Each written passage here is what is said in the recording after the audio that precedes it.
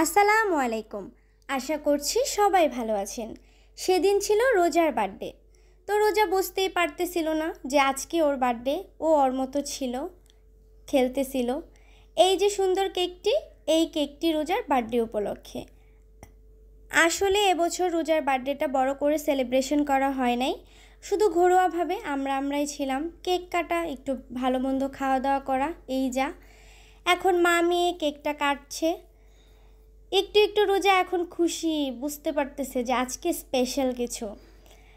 আসলে আমার কাছে আমার বার্থডেটা খুব স্পেশাল, এজন্য যে কোনো মানুষের বার্থডেকে আমি খুব স্পেশালভাবে দেখি।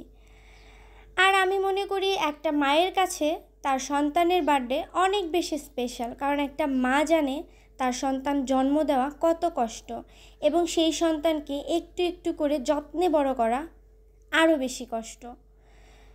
তো যে কোনো মা এই দিনটাতে অনেক বেশি খুশি হবে। তো এখন মা তার মেয়েকে কেক খাওয়িয়ে দিচ্ছে, এবং আমরা ছিলাম ক্যামেরার পেছনে, ওদের এই বিশেষ মুহূর্তটার ভিডিও করতেছিলাম। আমার কাছে দেখতে খুবই ভালো লাগছিল, এবং রোজা তো অনেক খুশি, সে প্রচুর নাচানাচি করতেছে এবং অনেক মজা করে কেক খাচ্ছে। আমরা বলতেছিলাম যে রোজা, একটু মাকে কেক খাওয়িয়ে দাও। এই যে বুড়িটা, মা মেয়েকে খুবই সুন্দর লাগছে, মাশাআল্লাহ।